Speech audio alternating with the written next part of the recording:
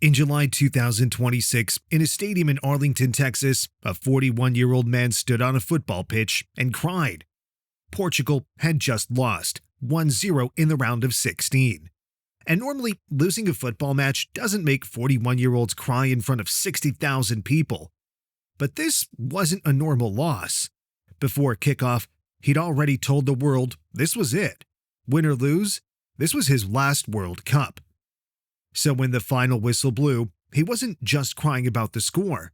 He was crying because it was over. To understand why that moment mattered so much, you have to go back about 40 years to an island most people couldn't find on a map. He was born in Funchal, Madeira, the youngest of 4 kids, in a small home with a tin roof and not much money in it. His mother worked as a cook and a cleaner. Money was tight enough that she said openly in her own book that she once considered not continuing the pregnancy at all. His father was an army veteran who'd fought overseas, come home to unemployment, and eventually found steady work as the kit man for the local football club, which is also conveniently where his youngest son started kicking a ball around. And he did not stop. People who knew him as a kid don't describe a disciplined little athlete. They describe a boy who skipped meals and snuck out of his bedroom window with a ball when he was supposed to be doing homework. Football wasn't a hobby. It was the one part of his life that was completely his. At 12 years old, a Lisbon academy, Sporting CP, signed him and moved him off the island entirely. No family nearby. A thick island accent the other kids made fun of. He was, by every account, miserable and homesick. And he responded to that the same way he'd respond to almost everything else in his life. He trained more. Then, at 15, his body tried to end the story on its own terms. Doctors found a heart problem, tachycardia, a racing, irregular heartbeat, even at rest. The kind of diagnosis that ends athletic careers before they start. He had a same-day procedure, a catheter threaded in to correct it. He was back training within days. A teenager's heart briefly misfiring nearly closed the book before it opened.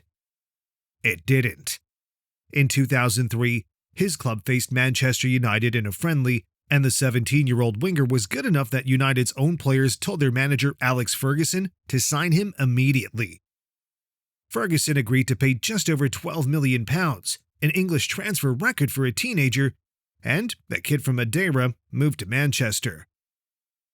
2 years later, his father died. September 2005, a liver condition, the long-term cost of years of drinking. Cristiano was 20. Their relationship had never been simple. The drinking had made sure of that. And by his own account, the loss is the reason he decided, from then on, to never drink at all. What came after is the part most people already know, so let's move quickly. A Ballon d'Or at Manchester United, a then record move to Real Madrid, where over 9 seasons, he became the club's all-time leading scorer and won 4 Champions League titles in 5 years, along with 4 more Ballon d'Ors.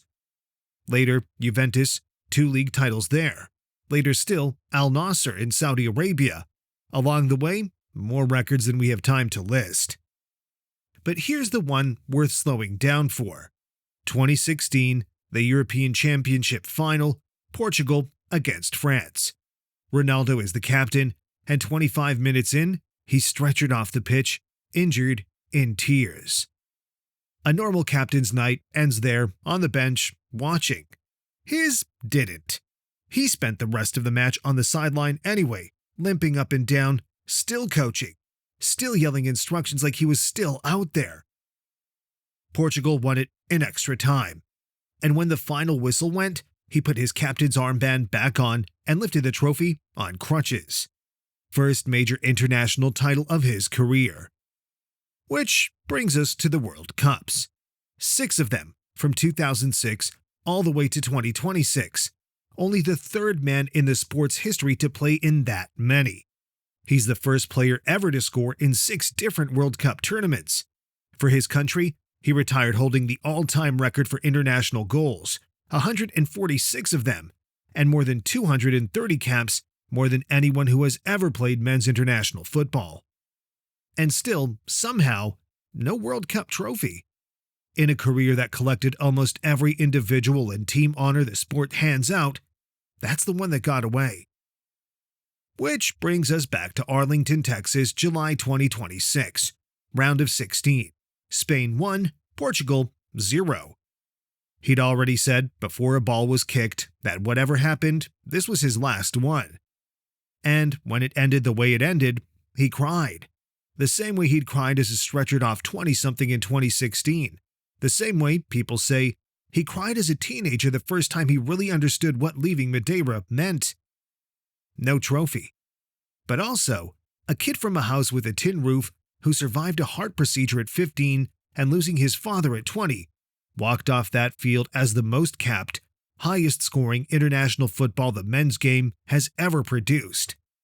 He didn't need the trophy to win that argument.